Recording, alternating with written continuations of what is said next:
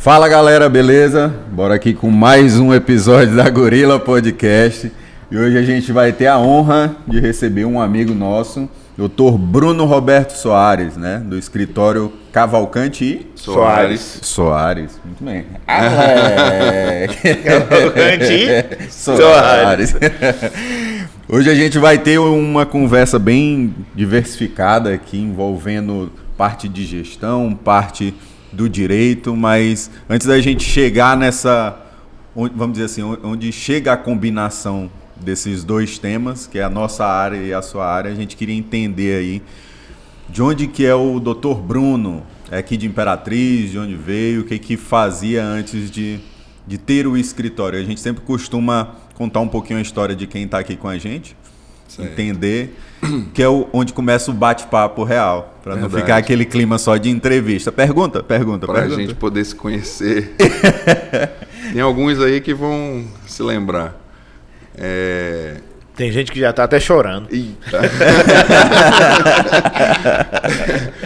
Bem, eu cheguei aqui em Imperatriz, eu sou belenense, e vim para cá por causa do Exército Brasileiro. Eu fui oficial do Exército e servi aqui no 50 bis.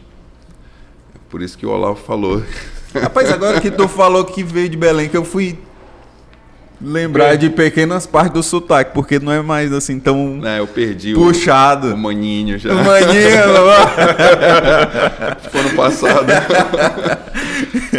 Quando você se alistou, ele não estava lá, não? Não lembro. Quando eu me alistei... Você teria lembrado. Você teria lembrado do Bruno. Deu uma pressão. E o Olavo falou que alguns lembrariam aí. Um abraço para todos vocês aí. Selva. E foi uma época muito boa. E eu tive a oportunidade de servir como oficial aqui no 50 bis. E antes de vir, eu estudei engenharia elétrica. Meu parceiro. E quando eu vim para cá, eu estava no último ano de faculdade. E não tive como concluir, porque eu estudava na Federal do Pará. Uhum.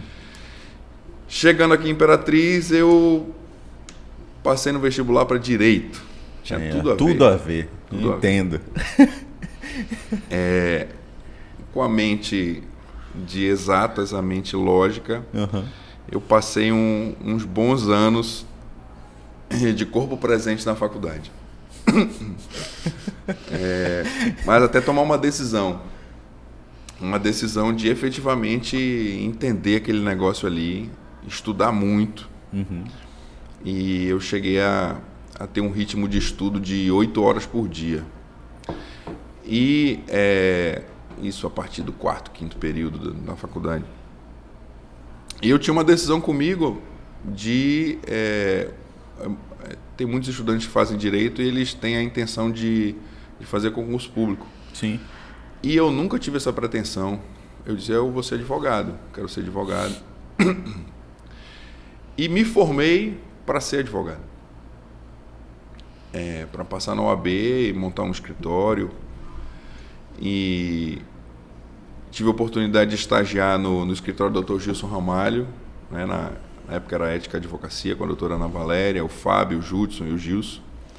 Foi uma verdadeira escola para mim, prática. Sou muito grato a eles aí por essa formação, oportunidade de trabalhar em casos práticos ainda estudante. Terminou meu tempo no quartel e eu tinha que tocar a vida agora fora, no mundo civil. E ao mesmo tempo estava me formando. Eu passei um ano nesse limbo, ainda não era advogado e já tinha saído do quartel. Eu montei um negócio, foi um ano em que eu tinha 3 táxis, não existia Uber nem aplicativo nenhum. Eu comprei 3 carros e coloquei. O meu tio tinha uma empresa em Belém de táxi e eu tinha 3, ele tinha para lá de 20 táxis. E nesse ano eu fui sustentado por esses táxis enquanto eu chegava a minha carteira da OAB e eu poderia trabalhar. E eu sou cristão, eu frequentava uma associação que é chamada de Gideões Internacionais. Talvez, eu creio que todo mundo conhece. É aquela que distribui, imprime aqueles Novos Testamentos. Não sei se vocês têm algum aqui. Tem aqui, tem. E até um tempo desse atrás eu contribuía. Hoje eu não estou mais nesse ministério. Marcão era Gideão também, não é? É. A gente pode reativar a qualquer momento e contribuir para a impressão. E lá eu conheci o Everson, que é meu sócio hoje, numa reunião, numa casa que era em frente à casa do Everson. E ele já tinha 4, 5 anos aqui de formado na cidade, e eu com 1 ano. E ele dizendo que ele estava atarefado porque a Andréia, que é a esposa dele, e hoje também minha sócia no escritório, somos nós 3 os sócios, ela é especialista em direito do trabalho. E a parte civil, ele tinha conseguido uma boa carteira de clientes e estava muito apertado. E era a minha praia também. E lá com o Dr. Gilson, eles já estavam bem consolidados, já tinham mais de 10 anos de advocacia.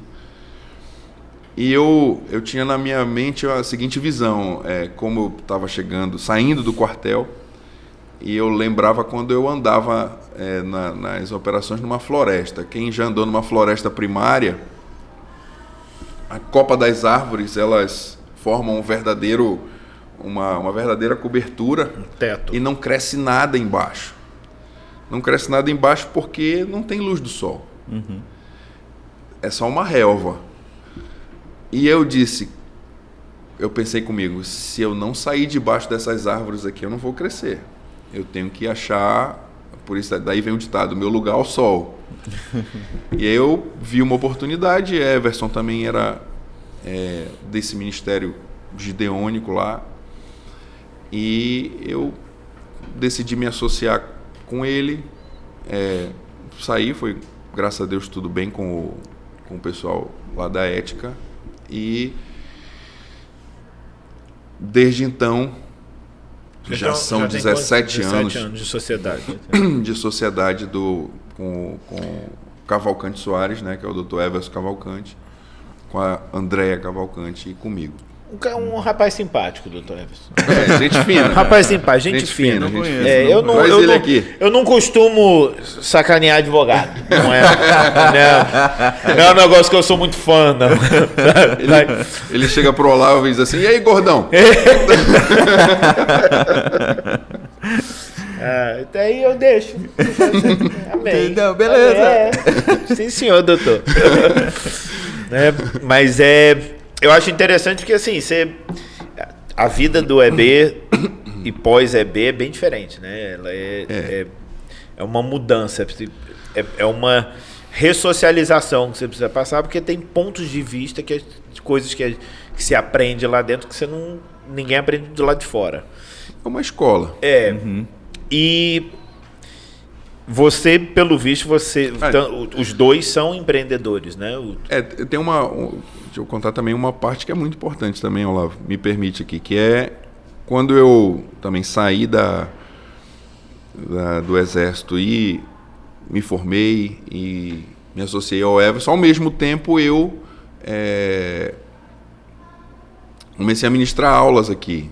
Eu fui professor das faculdades aqui em Imperatriz, na FEST, na Unisuma, na Facimp, e ministrei aulas por 13 anos aqui na faculdade. Também muitos talvez vão se lembrar aqui, como o professor Bruno. Tem coisa que tem que botar no currículo. Não fez o psicológico de ser afetado. Do quartel, que tá mais atrás, tem que lembrar agora da... Você saiu do quartel como capitão? Eu não tenho a promoção de capitão. Chega na época da promoção, você sai. Você fez pelo... NPOR, Núcleo de Oficiais da Reserva. Então, vamos lá. Ele é capitão, advogado, professor, empresário, empreendedor, taxista, pisador de cabeça, marido cristão, gideão e flamenguista. Não me esquece dessa não. Não pode esquecer essa parte.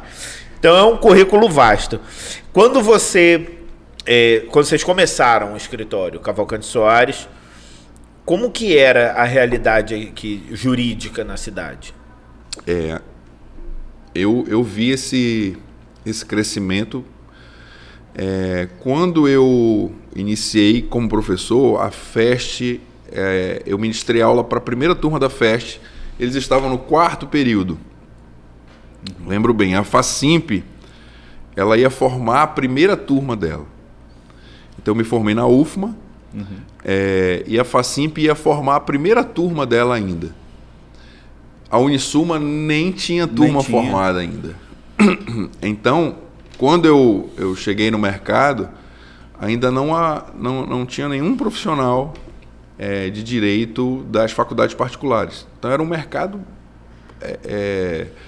A oferta era baixíssima. Muito bem. A demanda era muito grande. A demanda, como hoje.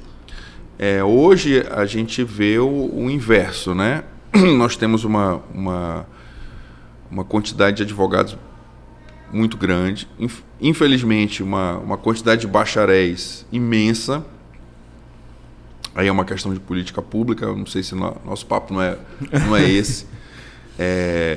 Porque eu sei que tem muita gente frustrada porque não consegue desempenhar não consegue desempenhar uma advocacia boa e nem ser aprovado no concurso público. Tem muita gente tentando e é difícil. Eu também observei esse mercado, voltando para a história aqui um pouquinho, né? E a gente teve eu ainda sou franqueado do Damásio Educacional, que é um preparatório para concurso público, para a OAB, não é? Também muitos me conhecem como o Bruno do Damásio. Faltou isso. Antes de eu... Tava na parte do empreendedor aí também. Antes de eu conhecer ele... Antes de eu conhecer ele como Bruno Soares, eu achava que o teu sobrenome era Damásio. Porque eu não sou advogado. Então, eu sabia que tinha um curso, eu já tinha visto, né, lá, Damásio, a fachada e tudo isso. E eu lembro que, quando que foi isso? A gente estava, eu e a Renata, a gente costumava comer muito na feijoada da Lucy. Sim. E aí... ela conhece a Carol e aí ela falou, quando eu falei quem era, ela falou assim, é o Bruno do Damásio. Então pra mim o sobrenome dele era Damásio. Se eu fosse no consultório dele, eu ia falar, eu gostaria de falar com o Dr. Damásio. Não, era mais fácil tu chegar lá e falar assim, cadê o Bruno, filho do Damásio?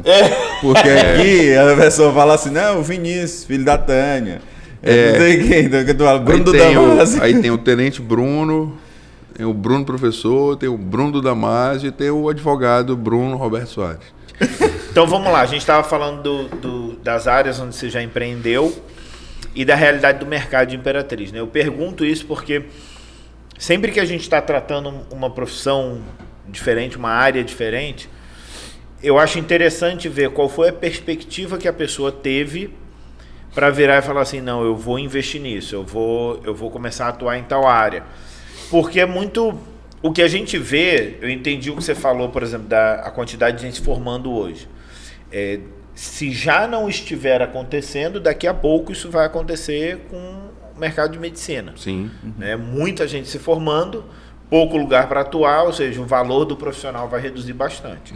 Então, e tem muita gente que fala assim, não, eu vou me formar em Direito...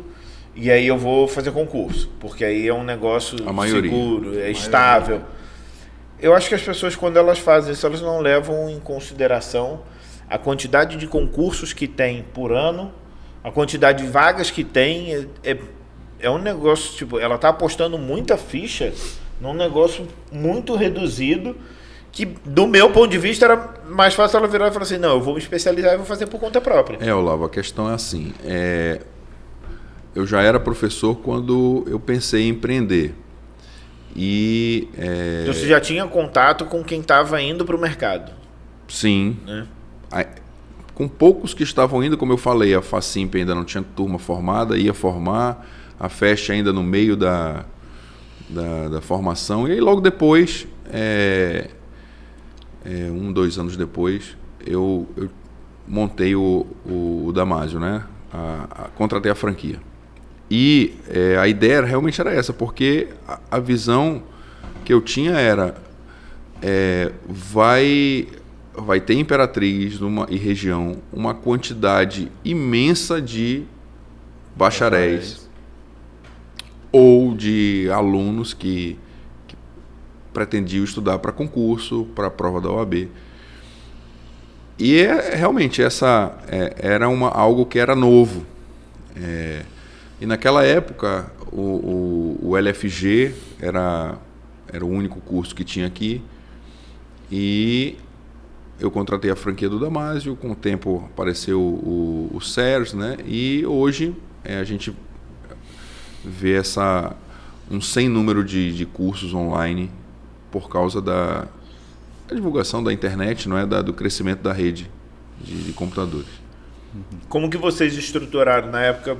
Você tinha um ano de formado, você e o Everson trabalhavam mais ou menos na mesma área, a doutora Andréia com direito trabalhista. Isso. E aí vocês estruturaram o escritório. Onde que era o escritório?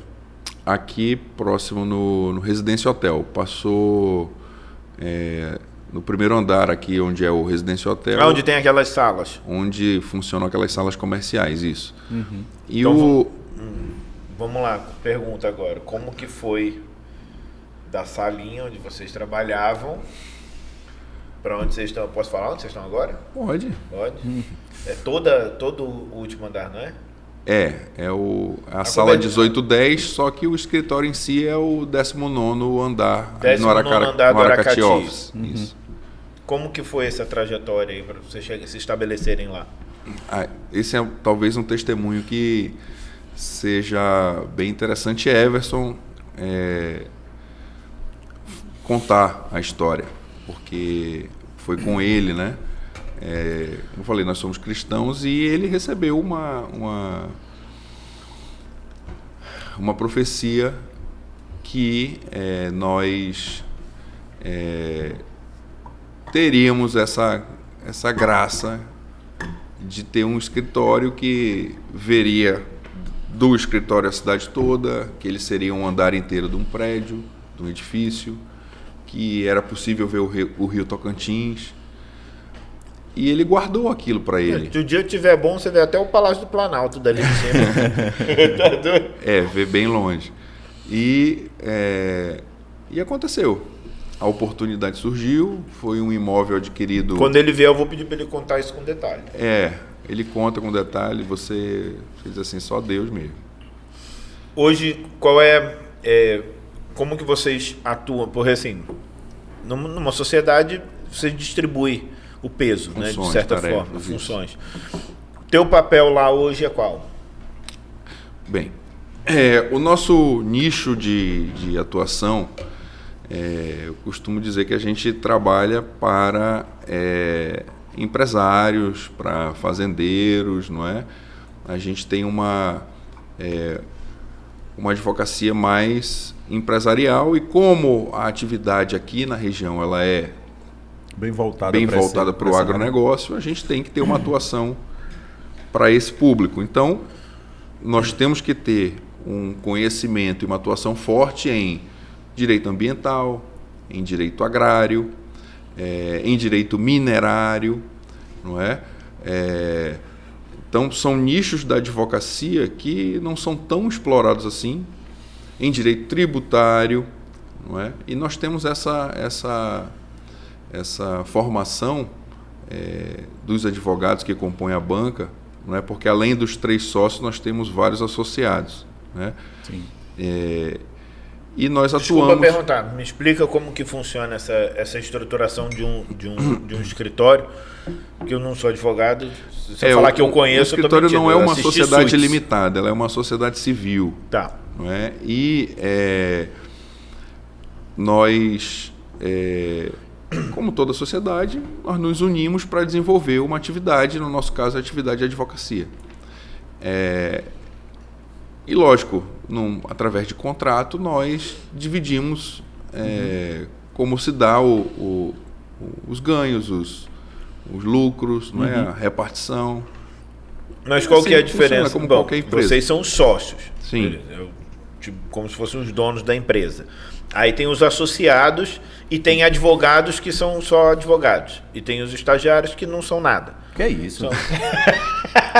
Quem fala o café? Não, quem é que vai grampear aquele monte de processo? Não, a gente ama os Não, hoje em dia não tem mais preocupação com grampo. Hoje os processos são eletrônicos. Pô, e hoje não, Então não precisa nem mais do não estagiário. tem mais dificuldade com o grampeador, não. A vida do Não, estagiário assim, tá Olavo, fácil. A questão hoje... Qual a diferença de um advogado que compõe o escritório para o associado? Por Porque exemplo? efetivamente, se você... Eu acabei de falar que um empresário ele tem que ter uma assessoria tributária. É importantíssimo hoje que você tenha os seus recebimentos através da pessoa jurídica e não através da pessoa física. Isso, obviamente, você já tem um ganho tributário tremendo de imposto de renda, não é? Por quê? Porque hoje no Brasil lucros ainda não são tributados, a distribuição de dividendos. Então, Ainda? Porque pode ser, a gente Pode não ser, sabe o que nunca vai sabe, acontecer né? daqui para frente. Esse rumo da conversa aí sobre tributação é muito importante para definir projetos, planos, rumos que uma empresa vai tomar. Entendi. Não é? A gente sempre questiona no nosso diagnóstico inicial das empresas que a gente vai fazer uma consultoria, né, onde vai se aprofundar melhor os setores dentro da empresa, justamente uma das partes que a gente pergunta justamente é isso. Como que é a tributação? Será que tu está na tributação correta? Isso. Porque às vezes tu deve estar pagando um imposto que não necessariamente seja necessário. Não faz sentido algum hoje para um e aí advogado. tu tá achando que quer vender mais para poder lucrar, sendo que pode economizar mais evitando. Hoje é permitido ao advogado também montar sociedades unipessoais, não é? Não faz sentido algum para um advogado receber o valor dos honorários através da pessoa física. Porque a tributação é muito maior do que a tributação de uma pessoa jurídica. Entendi. Aí ele faz, como é, uma sociedade unipessoal? Sim. Eu sou sócio eu mesmo. Isso. A gente tava acostumado no Brasil a falar da firma individual, depois passou a ser Eireli, e hoje já há uma alteração legislativa que permite que a sociedade limitada, que nós costumeiramente pensávamos que tinha que ter duas pessoas no mínimo, hoje é permitido que a limitada tenha um sócio só. Dentro da minha área também, tem isso. Quem é teu sócio? Eu. E aí, quando você tiver uma empresa. Quando você tiver um impasse, eu falei, rapaz, eu não faço nada, porque eu não decidi comigo mesmo. Mas se você for ver, até uma alteração legislativa interessante, porque fazia sentido. É uma sociedade, uma firma individual. Talvez vocês lembrem aí. Um tempo atrás falava isso. Eu sou empresário individual. Não precisa mais, mas é só pegar a limitada e permitir que ela tenha um sócio só. Resolveu? Para que esse bando de nomenclatura? Hoje é MEI, né? MEI Simples sim, Nacional, né? Essas coisas. E aí no escritório, assim, qual é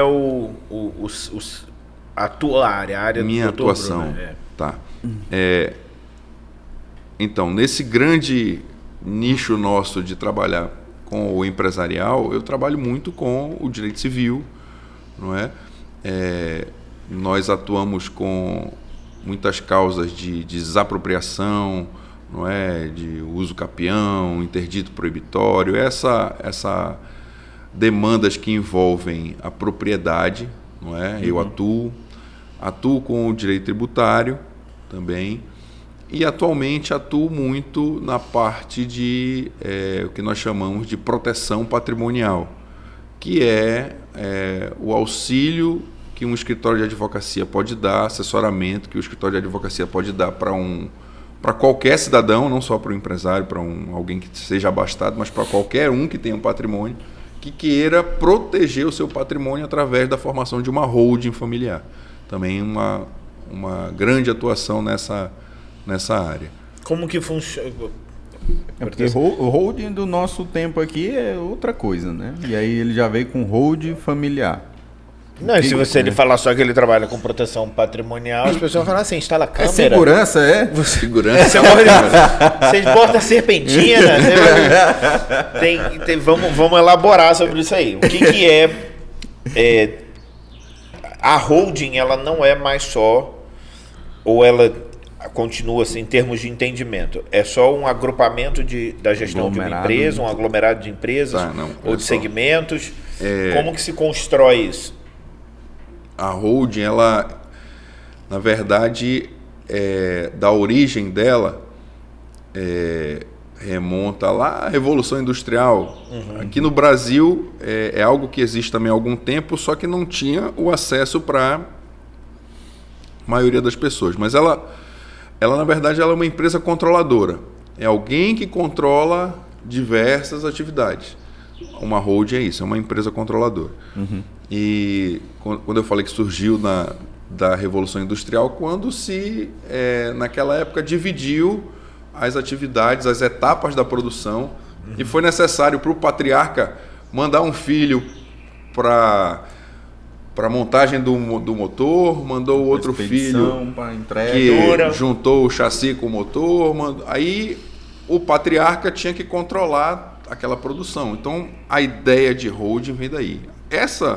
Isso que eu estou falando aqui, que é uma atuação do escritório por conta do nosso nicho de clientes, não é? E daquilo que se pensa atualmente, da possibilidade legislativa atual, com o Código Civil de 2002, que essa talvez seja a alteração mais significativa na legislação, porque esse Código Civil ele permitiu a utilização supletiva da lei das sociedades anônimas nas sociedades limitadas. Então, se você fizer uma pesquisa, dá um Google aí, né? Se você fizer uma pesquisa da quantidade de sociedades anônimas que existem no Brasil, em comparação com a quantidade de sociedades limitadas, as sociedades anônimas são aquelas empresas listadas em bolsa, elas são as maiores empresas brasileiras. Então, é uma quantidade de empresas muito pequena. E o regramento das SA, ele vem do Código Comercial Brasileiro de 1850, ou seja, é uma legislação de 1850, foi reorganizada no Brasil na década de 70 com a lei das SA, e só um grupo pequeno de empresários podia utilizar. Com o Código Civil agora de 2002, que passou a viger em 2003, é que, eu posso dizer assim, todos os empresários podem utilizar algumas benesses que tem na lei das SA. Dentre elas, a possibilidade de que uma empresa seja uma holding, não tenha, como eu até exemplifiquei, é uma empresa que controla as demais. Então, é uma empresa que não tem atividade. É uma empresa que não faz nada. Tu pode se espantar assim, é uma empresa que não faz nada? É possível uma empresa não ter uma atividade, como por exemplo, uma sapataria, é um comércio, compra e vende sapatos. Uma das coisas quando você vai fazer a padaria, abertura de uma empresa, geralmente é colocar uma atividade. Que isso. Vai ser aí existe lá uma atividade que é uma atividade de holding, que é uma controladora. Nós não vamos fazer nada nessa daqui. Não, mas eu acho interessante porque eu até peguei aqui. Não, tu não vai achar, mas você não viu o ano que ele falou? Não. É por isso que era pouca emprisa. Ninguém ia nas tumbas do faraó. 1850 o Código Comercial. Tu é doido? Eu vi um vídeo recentemente do empresário. Eu não sei se vocês lembram que no final do ano passado, mais ou menos, teve uma polêmica muito grande com a Balenciaga, envolvendo exploração infantil, sexualização infantil no comercial da marca.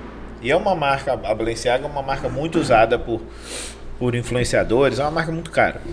E aí esse cara falou o seguinte, beleza, tá todo mundo falando que vai cancelar a Balenciaga, né? Não vai mais usar a Balenciaga. Só que você vai parar de usar Gucci também? Você vai parar de usar Yves Saint Laurent? E aí as pessoas estavam perguntando, mas por quê?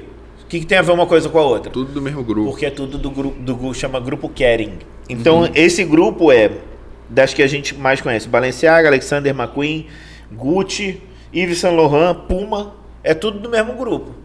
Então, é tudo, digamos, farinha do mesmo saco.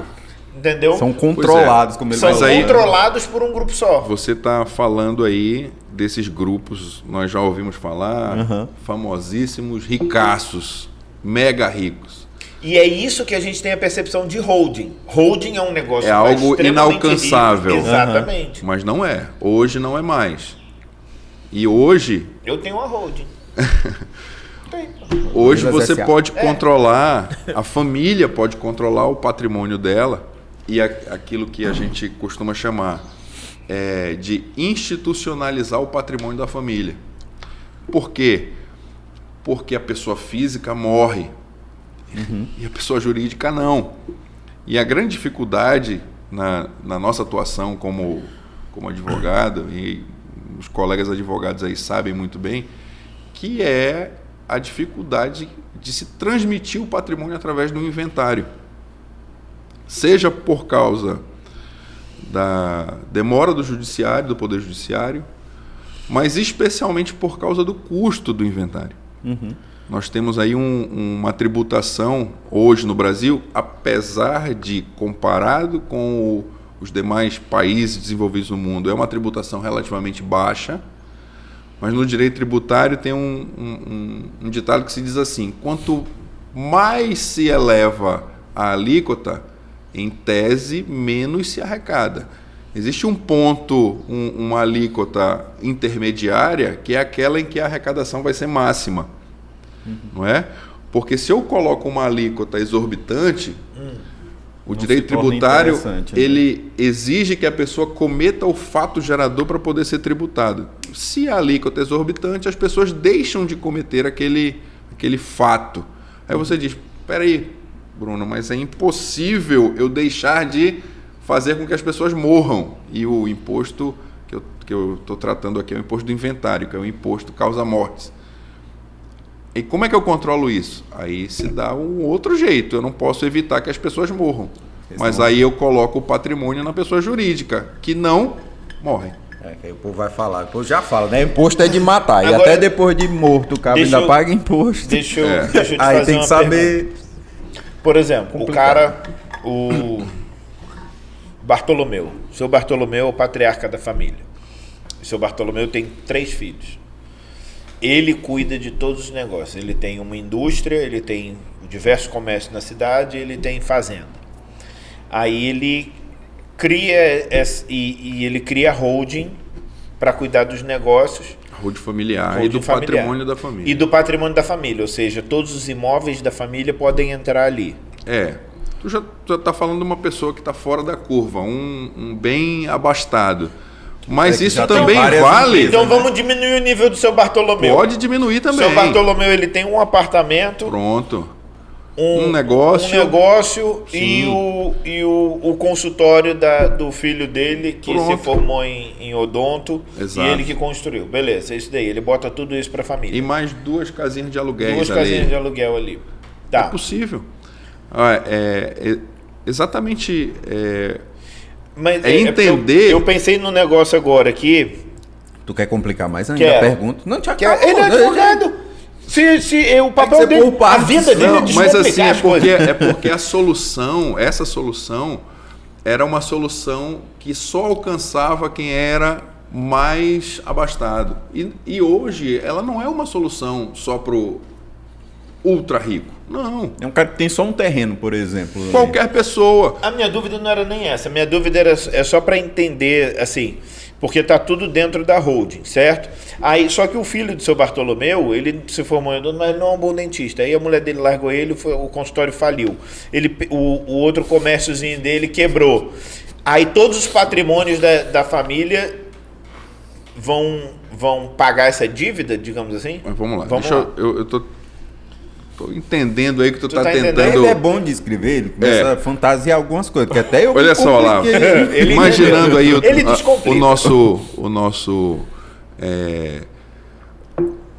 nosso personagem aqui, o seu Bartolomeu. Sim. Vamos dizer que ele tem uma terrinha tá aqui em João Lisboa. Pronto. E lá ele tem a fazendinha dele. E ele também tem um comércio. E esforçadamente ele conseguiu pagar a faculdade do filho, que hoje estuda medicina no Selma ali, está se formando. Perfeito. Só que o rapaz não tem o menor interesse em tocar a fazenda, nem o comércio do pai dele. Não é? E o pai está preocupado porque não tem ninguém que suceda o negócio da família. É um negócio rentável, não é? É um negócio que construiu o patrimônio. Que ele construiu com todo o esforço do trabalho, do suor da vida dele. E os filhos não vão se dedicar àquele negócio. Então, quando você sugere para o seu Bartolomeu montar a holding familiar dele, o que é isso? É ele colocar o patrimônio e as operações que ele tem em um sistema de empresas, tá? Que, acontecendo esse evento morte, que um dia vai acontecer e o seu Bartolomeu vai, a família não vai precisar passar por um processo de inventário que vai ter um custo altíssimo, hoje somado ao imposto causa-mortes e aos custos com advogados, emolumentos de cartório, eu digo que vai gerar em torno de uns 15%. Então, se você imagina que o seu Bartolomeu tem um patrimônio de R$1 milhão, por exemplo, só de imposto ele vai ter que pagar 150 mil. Vai ter que vender a casa para poder liberar a fazenda para o filho trabalhar. Então, esse que é o ponto que essa pessoa monta um sistema de empresas, porque a holding em si não é uma empresa só, é um sistema em que ele vai poder controlar. E como empresário agora, eu não estou mais falando de direito de família, ele vai poder ser sucedido sem a necessidade do Poder Judiciário intervir, sem a necessidade da realização de um inventário. Porque aí segue a... Aí eu vou seguir uma outra cartilha, eu vou seguir outras regras. Eu saio do direito de família e passo para o direito empresarial. E eu não tenho mais... O seu Bartolomeu deixou de ser o dono da fazenda. E o filho dele não é mais um herdeiro, ele assume um cargo. O filho dele não é mais um herdeiro, o filho dele se tornou um empresário também. E uma outra situação, Olavo. Você falou de um filho, mas, por exemplo, havendo uma pluralidade, se eles forem... Você falou que eram 3 filhos, né? Isso.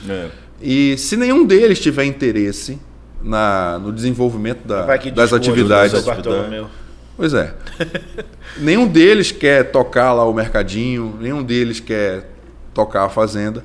Eles podem contratar um profissional para tocar o mercadinho, para tocar a fazenda, e eles, como um conselho da holding, cuidar, gerenciar essas atividades.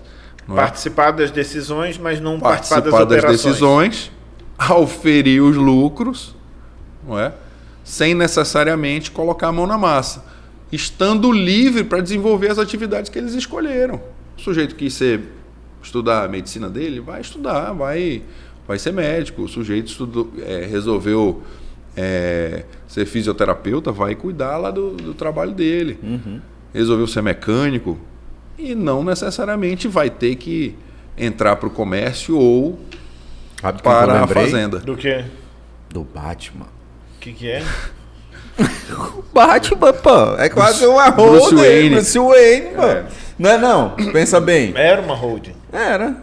O cara comprava tudo, mas ele não Mas, necessariamente você era um falou de várias atuante. Né?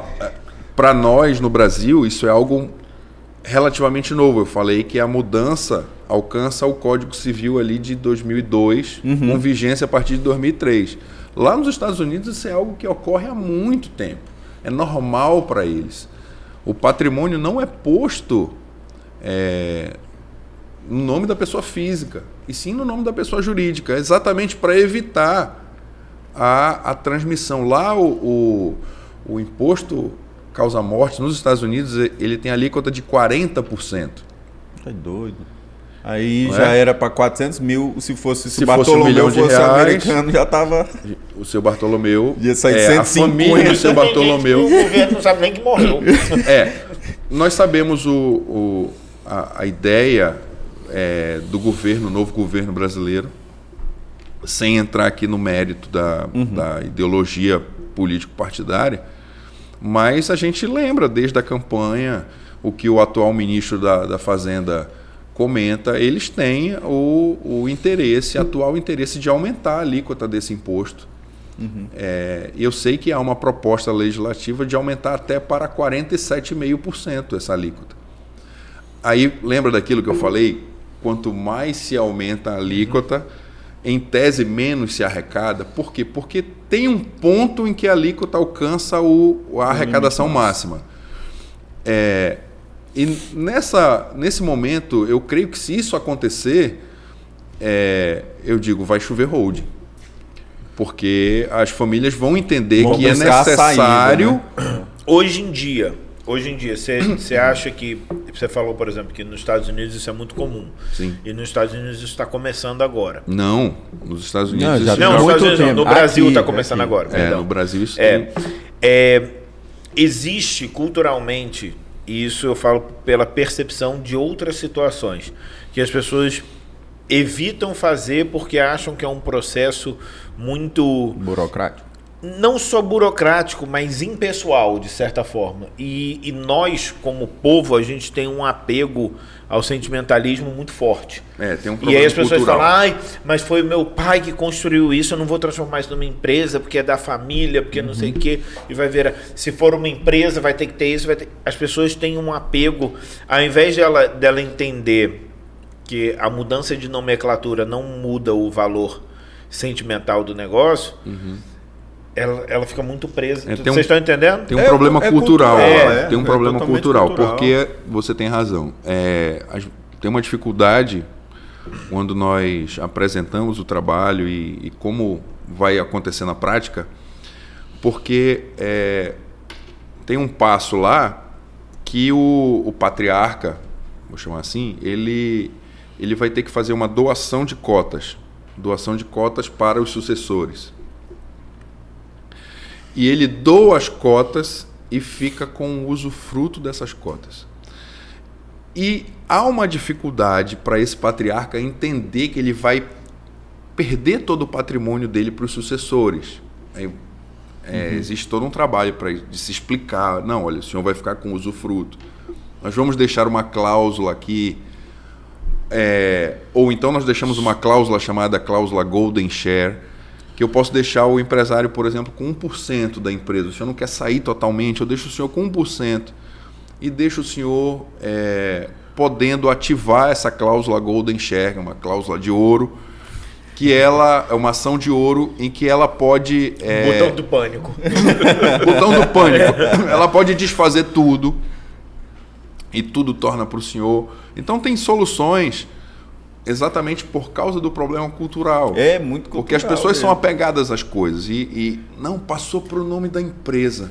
Meu Deus do céu. E hoje eu não sou mais o sócio da empresa, não tem mais meu nome lá como sócio. Como é que eu vou provar que Mas nós estamos montando esse sistema e juridicamente o senhor continua sendo o patriarca proprietário. Esses caminhos que você falou, que você apresenta para o cliente, na verdade... É o seguinte, você vai usar isso, não é mais teu, mas de fato, quando você morrer, aí sim isso passa para os seus sucessores. Entendi. A questão, Olavo, e também tem-se uma ideia de que isso seria ilegal, e não estou falando aqui de nenhuma ilegalidade. Né? Isso aqui sempre foi usado no Brasil, só que era uma oportunidade que só quem tinha uma sociedade anônima poderia usar. Porque a legislação que é utilizada para a formação da holding são regras que estão contidas lá na lei das SA, das sociedades anônimas. E como eu falei, a partir de 2003, as outras empresas passaram a usar. Então, se você imagina que até o ano de 2003 ninguém podia fazer isso no Brasil, porque era vedado, porque não tinha essa permissão legislativa, então criou-se uma cultura de que o empresário não pode fazer isso. E pode. Hoje pode. Há permissão.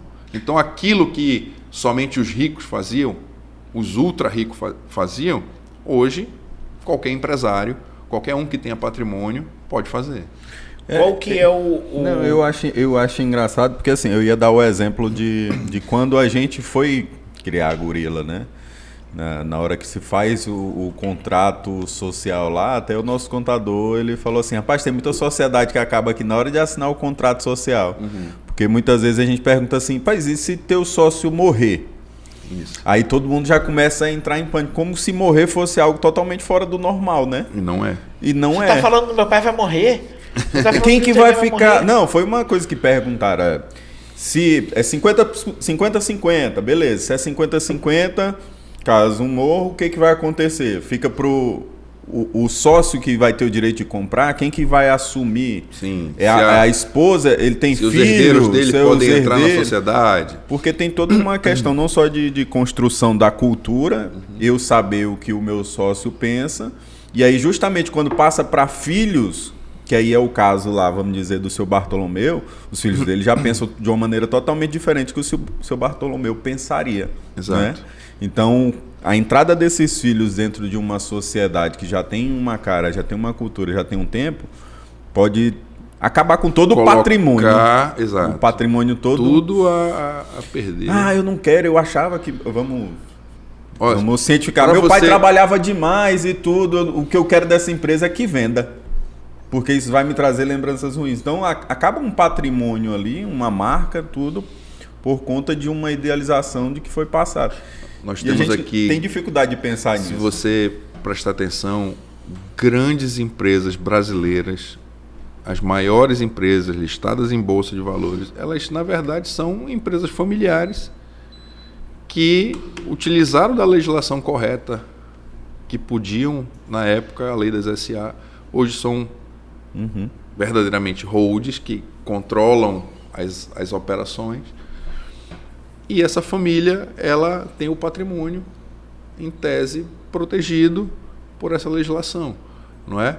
Não vai, se nós utilizarmos aqui, pensarmos em pessoas muito ricas no Brasil que faleceram, você não tem notícia de que a família teve que se desfazer de algo para pagar o imposto. Ou demora para fazer essa transição. Ou demorou para fazer. Pelo contrário. Você acha que o Roberto Marinho, que era o fundador, foi o fundador da Rede Globo, que já faleceu há algum tempo, a família dele pagou um imposto de transmissão muito elevado? Era um dos homens mais ricos do Brasil e a família não gastou muito dinheiro para finalizar o inventário dele, não. Por quê? Porque ele não tinha nada no nome dele. As coisas estavam no nome da empresa, da Rede Globo de televisão. O Silvio Santos ainda é dono do SBT? Não, eu tô... pô. Hoje ele não... Hoje não, o que ele não atua tanto é dentro do... Você não vê nenhum dos filhos ou com pelo menos... A gente não sabe, a gente não sabe a parte administrativa. Não, mas você não vê, por exemplo, ninguém, e não é o papel dele na televisão, mas eu tô perguntando porque assim, você não vê ninguém, as filhas dele filhas são, não, elas são artistas, apresentadores. Para administrar uma empresa é outra coisa. Você não vê, sabe, eu tô vendo do ponto de vista assim. Eu entendi o que ele quer falar. Ninguém tem capacidade de sucessão da gestão do SBT. Então, e aí aquilo, como voltando para o seu Bartolomeu, que vale para o Roberto Marinho, não é? Com certeza a direção da empresa não está na mão dos filhos, que não tinham, sabiamente sabem que não tem capacidade de gestão, entregam isso para um profissional, não é? Entendi. Aí a gestão dessa família do seu Bartolomeu, que hoje o filho se formou em medicina, a filha resolveu ter um ateliê, o outro filho resolveu fazer trilha na Espanha, não é? Eles podem muito bem contratar um profissional para tocar a fazenda, um outro profissional para tocar receber relatórios mensais. E fiscalizar. Beleza, mas aí tem o seguinte, o seu Bartolomeu trabalhou muito para conquistar isso tudo. Sim. Certo? Aí o filho dele, que se formou no Selma, que é R$10.000 por mês, ele se formou, mas ele não quer. Ele falou assim, não gosto de sangue, não quero ser médico. Eu vou vender minha arte na Beira Rio. E aí o ateliê da filha também não vende, porque ela produz pouco. E o outro tá fazendo ateliê na Espanha. Aí o seu Bartolomeu viu que a hora dele tá chegando, ele se irritou. Ele falou, rapaz, esse dinheiro quem conquistou fui eu. Isso daí vai acabar, essa bagunça vai acabar. O que ele faz? Ele aperta o botão do pânico e volta tudo para ele e acaba com a mamata? Pode. Ele pode fazer isso? Pode ser permitido nesse trabalho que o advogado que vai... É um trabalho que tem que ser feito a 4 mãos. É necessário o advogado, é necessário o contador. Não é um advogado... É um advogado multidisciplinar, porque é um advogado que tem que saber de direito empresarial, ele tem que saber de direito de família, ele tem que saber de direito tributário e muitas vezes, como tem muitos imóveis, ele tem que saber de direito imobiliário. Né? É muita informação. É um advogado... E ele tem que tomar cuidado. Dificilmente uma pessoa um só. advogado multidisciplinar. O Enzo que se formou no Selma e não quer atuar, depois ele vai ficar zangado com o advogado. E o contador também não pode ser um contador que não tem um conhecimento para... Multidisciplinar também. Tomar conta desse sistema. E aí, infelizmente, a gente vê muitos erros de montagem de sistema de holding atualmente. Então, eu digo para os colegas aí, é interessantíssimo se especializar, estudar, para não fazer besteira. E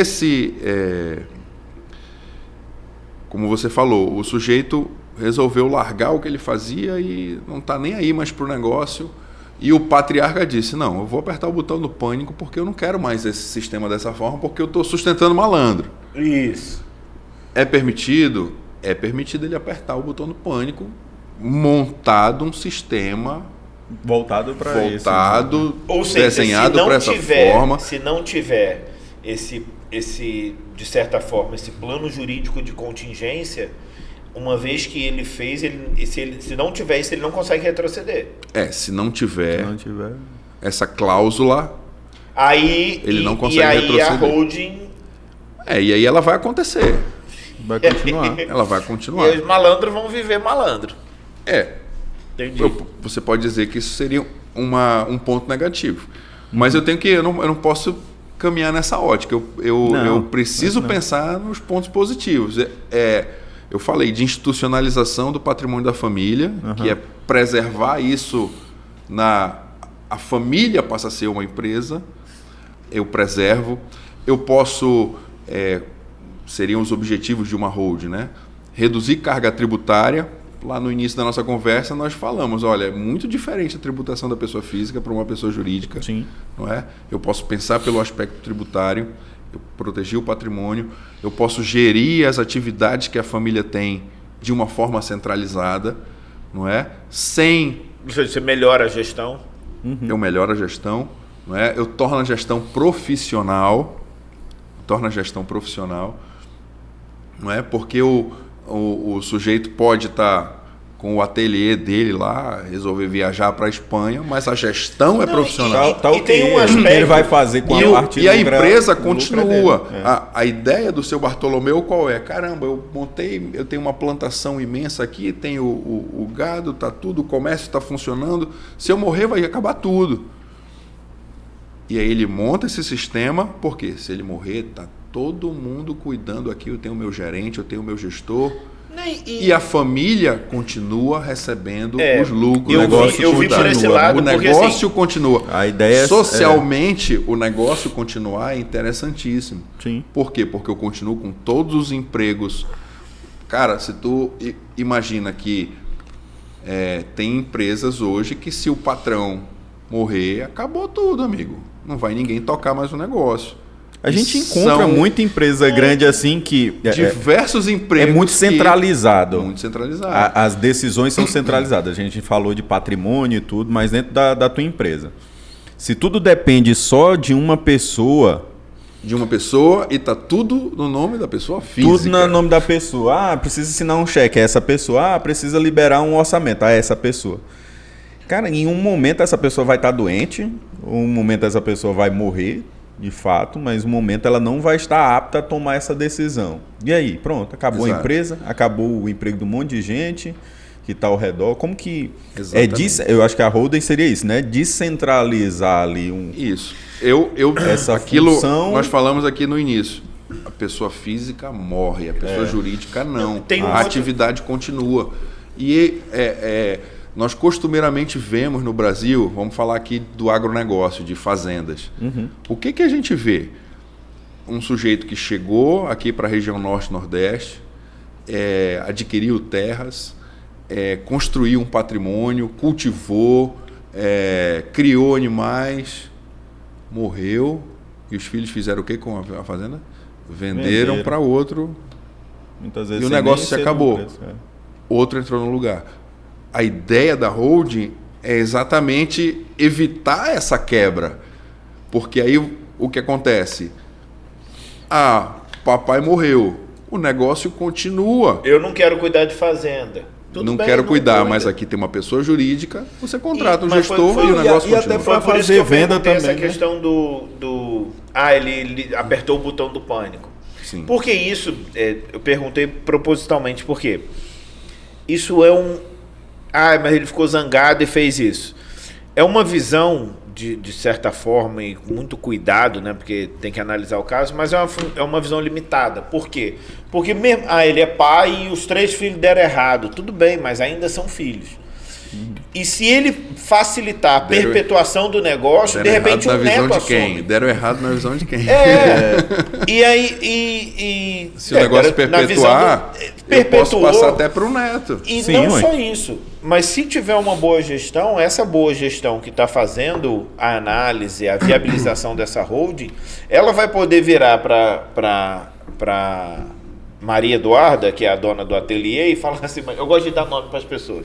Que eu fico confuso. A Maria Eduarda fala assim, olha, Maria Eduarda, existe uma oportunidade de negócio com o teu ateliê, só que você já disse disso. Entendeu? Deixa eu te falar uma outra coisa aqui interessante que acontece. Mas se você imaginar que um desses filhos aí, ele é a cópia do pai e ele vai tomar conta de tudo. E aí, às vezes surge que eu digo assim, uma preocupação no escritório também, porque a gente vê essas situações. Então só está faltando um filho, viu?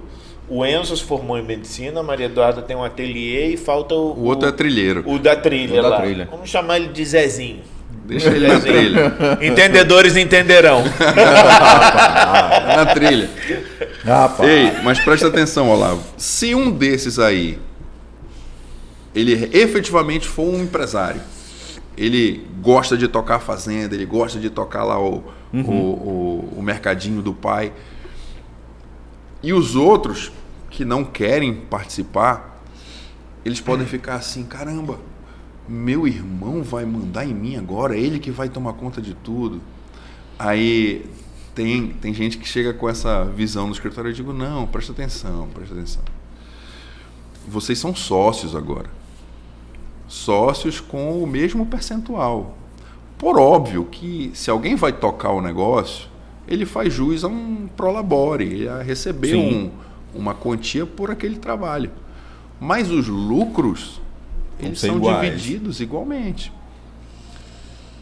Aí eu costumo dizer assim, ou seja, você que está lá no seu ateliê ou está na trilha, você que é o patrão daquele que está ali trabalhando. Para que a pessoa entenda que não é quem vai tomar... Não é quem está presente. Não é quem está presente que efetivamente é o dono do negócio. Não, Perfeito, todos são donos do negócio. Porque às vezes cria uma repulsa nesses filhos que não vão tocar o negócio em querer fazer. E tem que entender que, na verdade, ele é o mais beneficiado. Porque o Olavo está levando para um lado de alguém que não quer trabalhar. Mas se aquele médico, na verdade, ele é um super médico, um cara que vai montar uma clínica, um visionário que vai descobrir vai ser empreendedor um novo e não tanto tratamento, operacional, né? Na verdade, ele não quer tocar a fazenda porque ele quer tocar um outro negócio dele. Ele não precisa se desfazer daquilo. Na verdade, ele tem que incentivar o irmão dele, maninho, toca o barco lá. Eu vou cuidar aqui do meu consultório. Tu só manda para cá os lucros, tá, pai? Cuida aí, por favor. Essa é a ideia. E a família não perde o patrimônio construído por aquele patriarca com muito suor, que foi muitos anos de trabalho, a família não perde aquilo, porque, como nós falamos, costumeiramente o que a gente vê?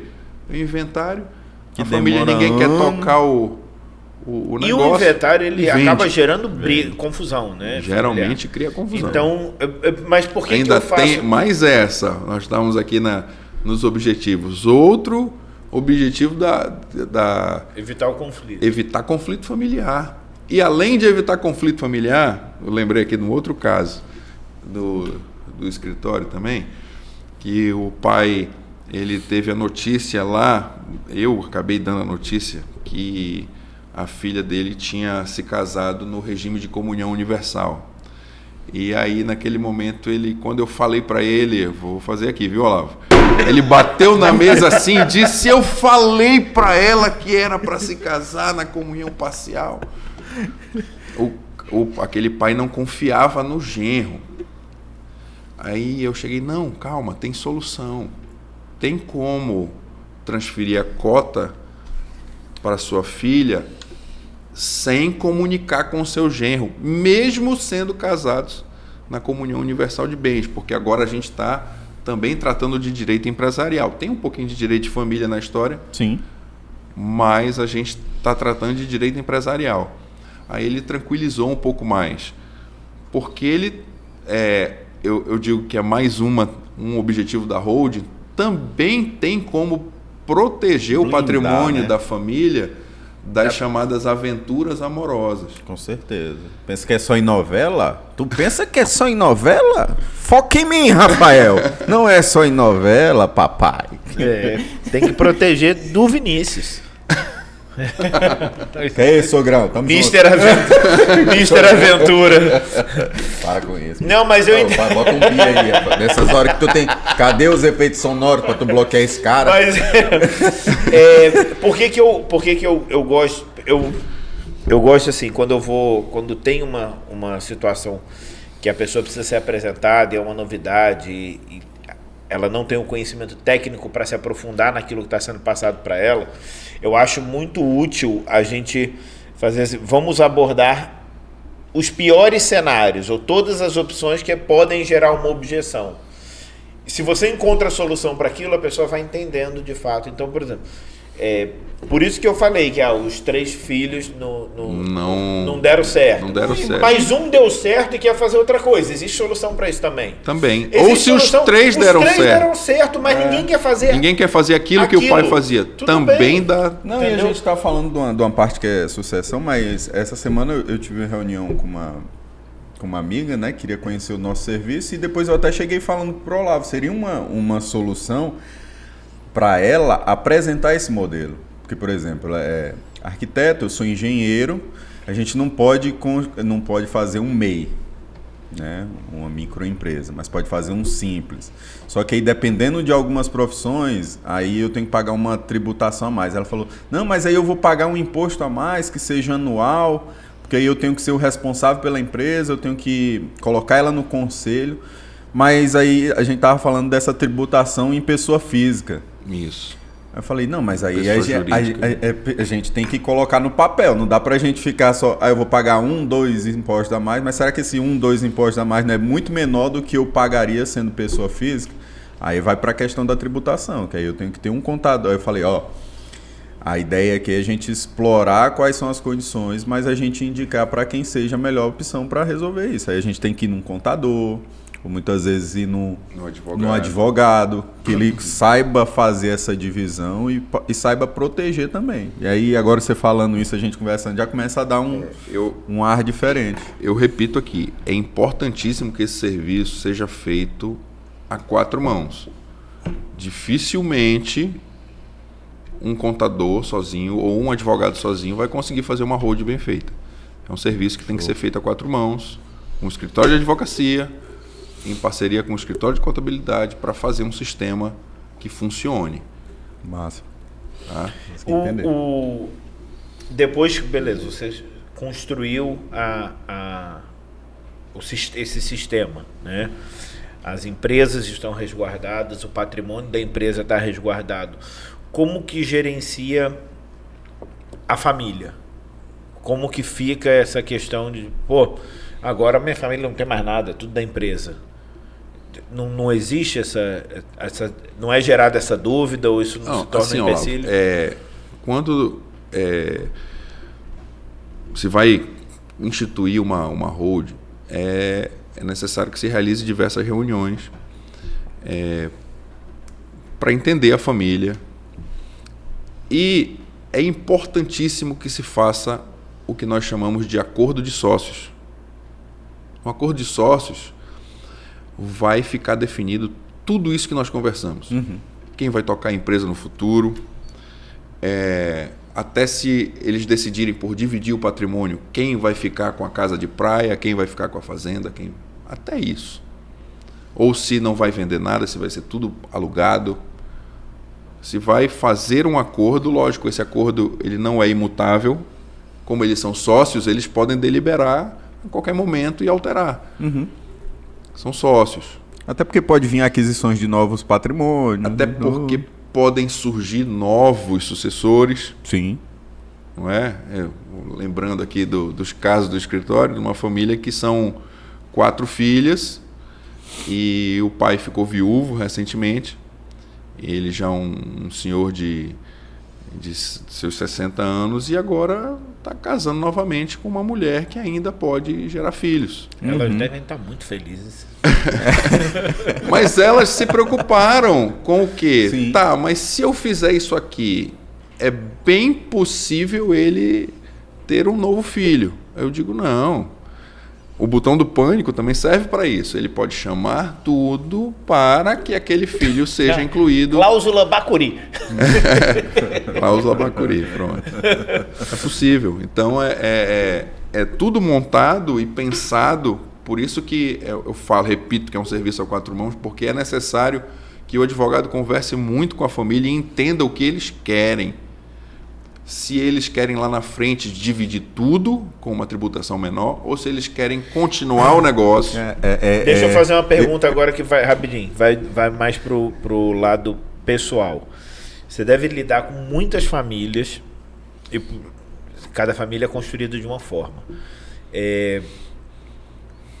Chega no momento onde às vezes você tem que dar um aconselhamento meio que familiar, falar assim, olha, vocês têm que saber colocar essas diferenças de lado. Claro. Porque, né, às vezes a briga é entre os irmãos, às vezes e existem a gente sabe que é onde mais tem. Mas por que não tem família perfeita, né? Sempre vai ter alguma coisinha ali que vai... Tem assim, você está falando de diversos cenários e aí você fica assim, pô, se o cara não tiver muito domínio sobre o que ele está fazendo e se ele não tiver tato para lidar com as pessoas, o cara vai estar sempre olhando assim, não, como é que eu protejo o meu e eu ferro dele? Como é que eu protejo... Não, se não ficar igual para todo mundo, não dá certo. Se eles não entenderem os caminhos... Exatamente fica muito por isso, deles Olavo, mesmos se protegerem. Eu vou falar aqui de um outro caso do escritório, de uma holding que eu não fiz, porque os filhos não quiseram fazer, por se desentenderem. E eu vou dizer aqui que eu tenho a expectativa de ainda fazer. O sistema para eles, mas eles não chegaram num consenso de formatar o acordo. Por quê? Porque tem alguns filhos que têm o nítido interesse de apartar, de pegar o patrimônio deles e cada um cuidar do seu. Cuidar do seu. E tem filhos que querem que o negócio continue para todos. Não é? E quando não chega nesse consenso, não tem como fazer. Infelizmente não vai ter como fazer, porque eles, além de irmãos ou de sucessores, eles passam a ser sócios. E não tem como você montar uma sociedade se os sócios não estiverem afinados. Pelo menos para começar. Não é? Não, então... o que eu ia comparar, né? Comparado ao que a gente faz aqui, a gente está sempre querendo. A gente pega um negócio, a gente entende o básico, mas a gente tenta planejar o que aconteceria lá na frente. Tanto o que é risco quanto o que pode ser lucro. É basicamente isso. Se as pessoas não entenderem que as situações que a gente coloca aqui, por mais mirabolantes, por seu Bartolomeu, tem que ser pensadas. Que é o e se acontecer isso? Mas é necessário fazer esse exercício do e se e colocar tudo no papel. Perfeito. E se colocar tudo no papel. É um planejamento que, querendo ou não, essa é mentalidade. A gente fala, a gente está falando de pessoas, a gente está falando de dinheiro, a gente está falando de culturas diferentes, criadas de formas diferentes, que podem relativamente afetar qualquer tipo de negócio. Olá, eu estou falando aqui com a minha esposa, viu? Dando um recado aqui para ela, que eu estou dizendo, estou no podcast do Olavo, amado. Isso, pode falar. Manda um abraço para ela. Do Olavo. Senão teu almoço vai estar gelado. Eu preciso mandar até uma foto aqui, eu vou tirar uma foto. Parece aí, peraí. Deixa eu mandar assim, ó. Aí, turma, o cara tem que dar satisfação para a esposa o tempo todo. Diz que não. Senão acaba a sua holding. Acaba a holding. Mas eu acho interessante isso porque a gente vai... Por exemplo, eu gosto... Quando você... que eu te falei, é muito fácil você vender a parte... o pró, né? Agora, se você não conseguir explicar os contras, a pessoa não entende onde ela está entrando.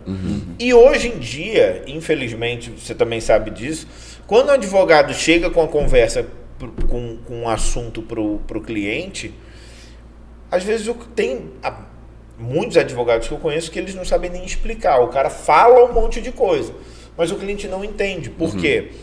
Porque você chegar para o seu Bartolomeu e falar sobre holding, sobre evolução industrial, evolução industrial, ou usar termos processuais, o cara vai virar e falar assim... Golden Share. A única coisa que eu entendi é que mais nada vai ser meu. E aquele genro safado vai levar um bocado. Entendeu? Eu não vou assinar nada. Eu não vou assinar nada.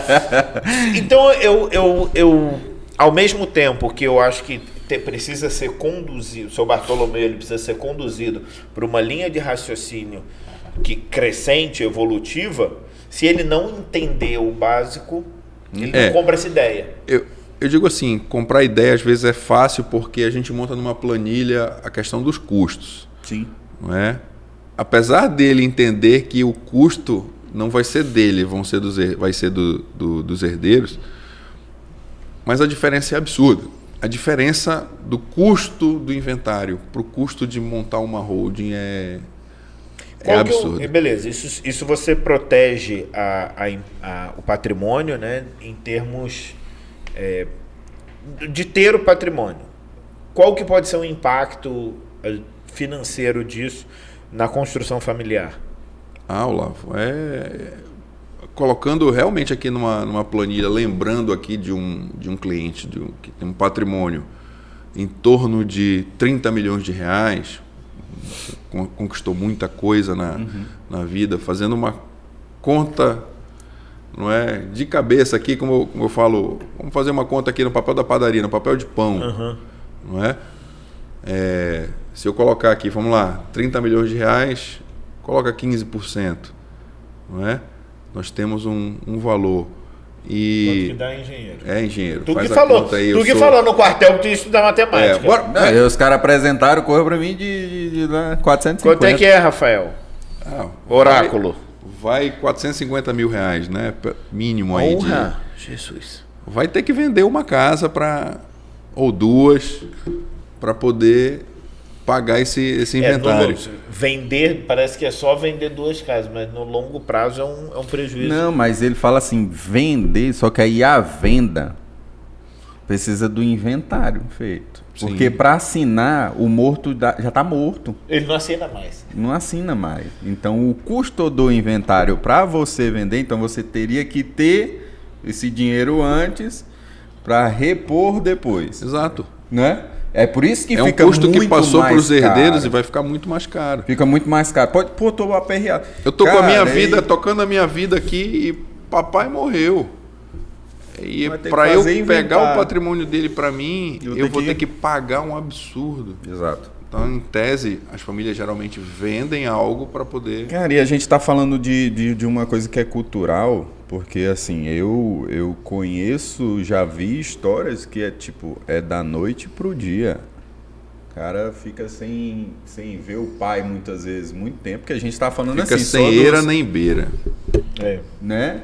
Fica sem ver, não conversa e tudo, mas quando morre, tá no mesmo dia no velório e no outro dia, depois que jogou a terra por cima, já tá falando, cadê minha parte? Bora vender tudo. Então é uma proteção, e é difícil falar isso porque muitas vezes não acontece. Do cara chegar lá e falar, não, beleza, eu vou abrir mão. Muitas vezes acontece o quê? Aí gera esses conflitos familiares.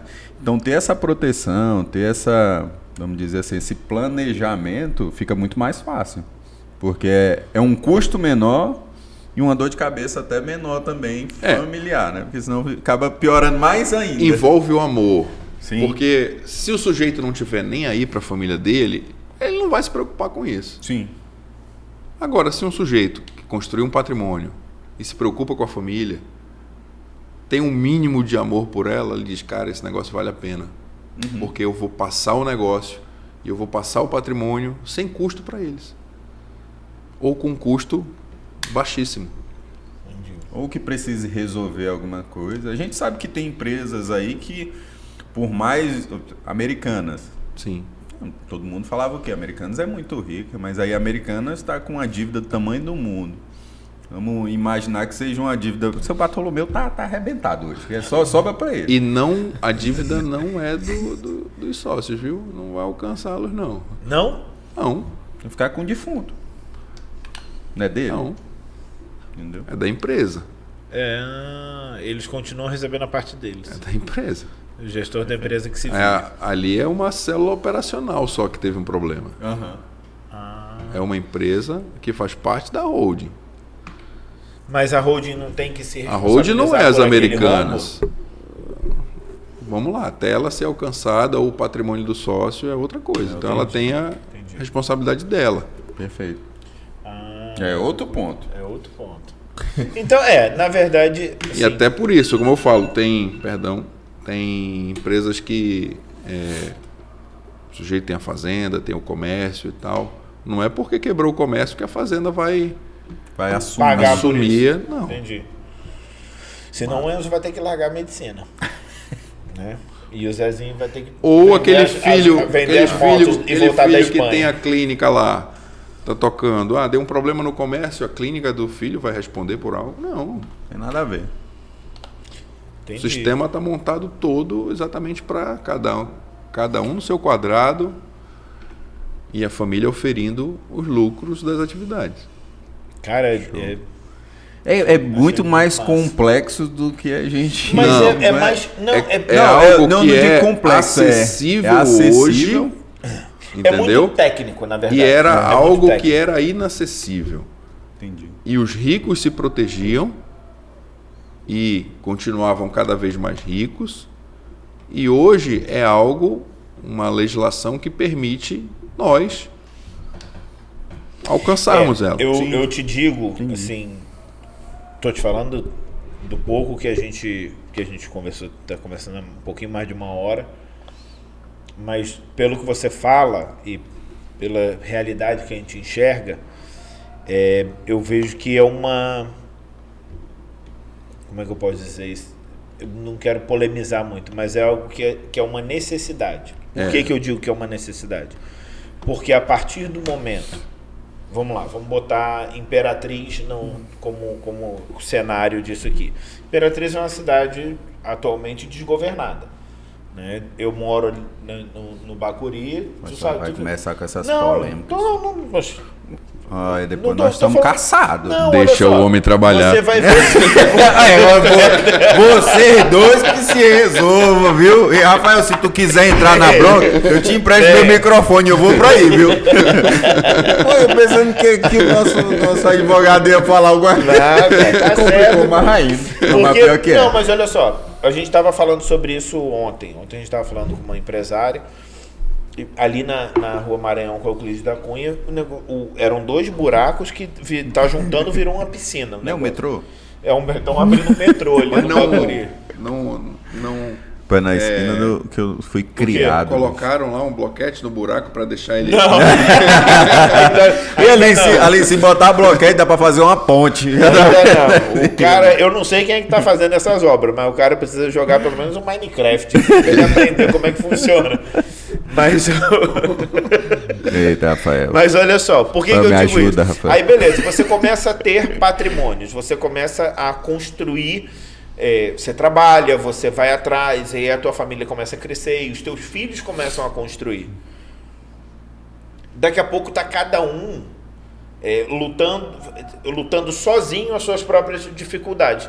Quando você tem um resguardo de uma holding, você consegue se proteger melhor. Você consegue proteger o seu patrimônio, aquilo que você construiu, a sua família, que é uma das nossas obrigações. Você consegue proteger isso melhor. Então você tem muito mais segurança para crescer sem ficar preocupado, tipo, vai acontecer isso, vai acontecer aquilo. Você tem um resguardo maior. Quando você tem um resguardo maior, a tua capacidade de olhar para o futuro fica maior.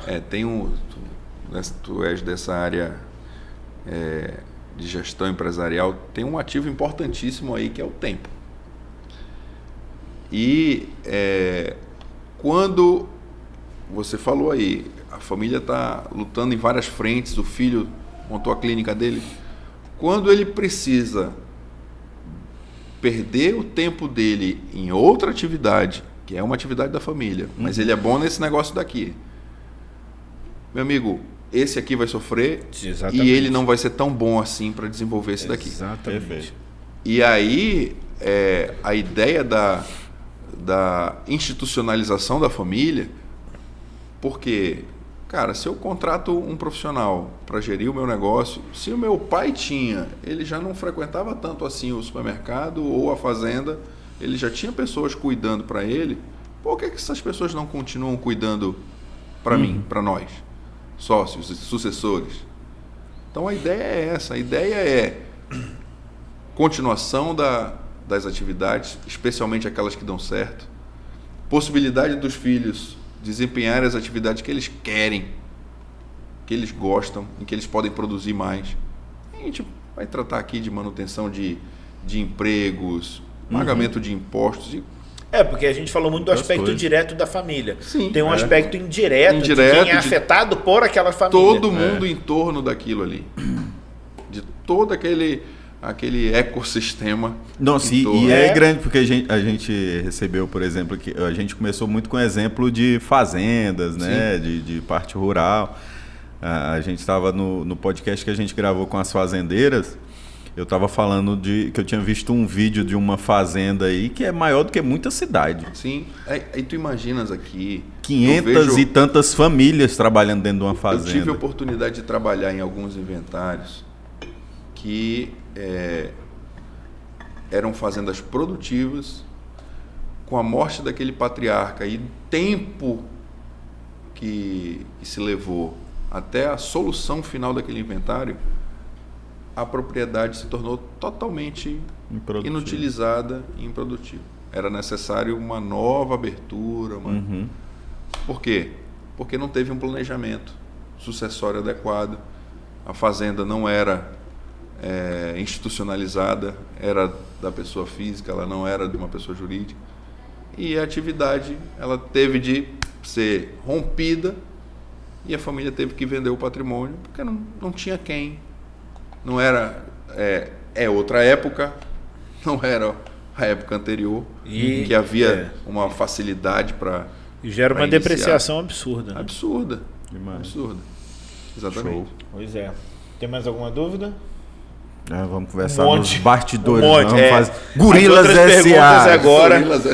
Gorilas S.A. em breve. Eita, tá por fora. Eu já pensei até camisas, na logo, o nome, qual vai ser.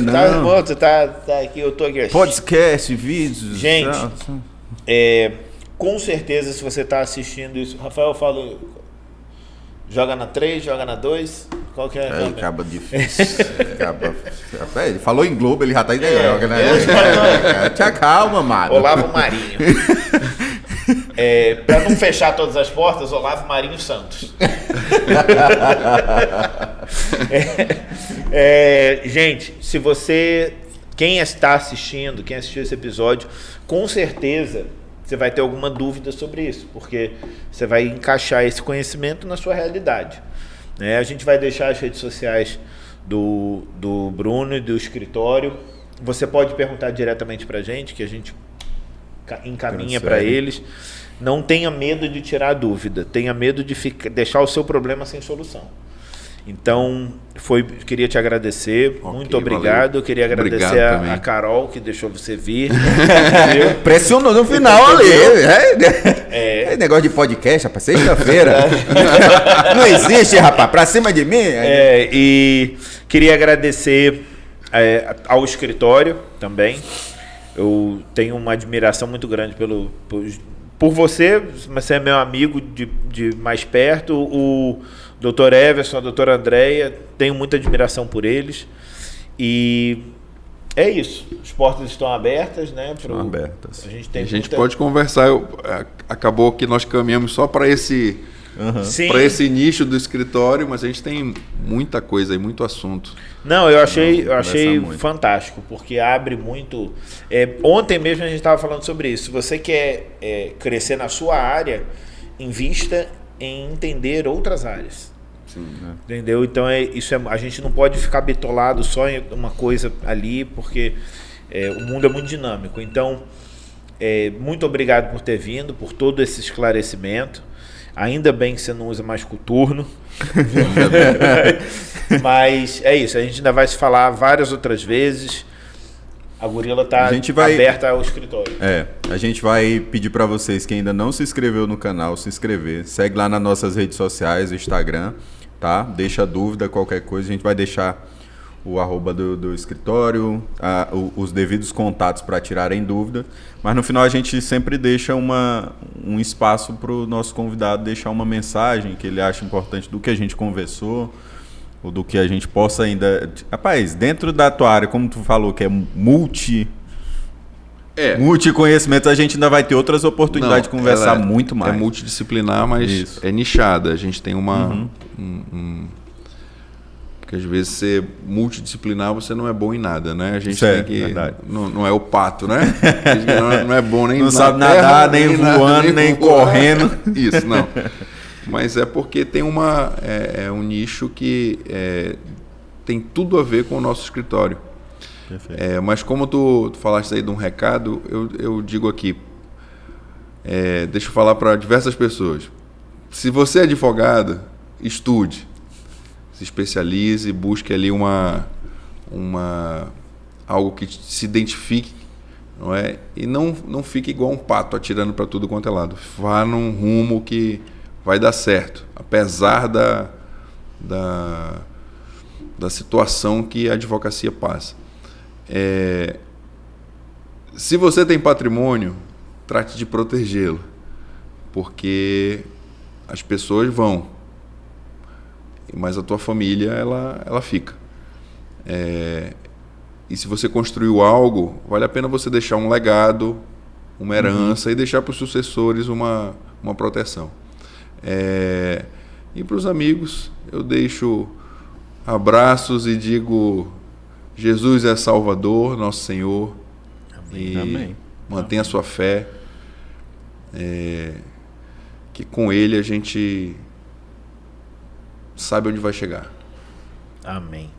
Amém. Fica com Deus, galera. Pessoal, até a próxima. Valeu.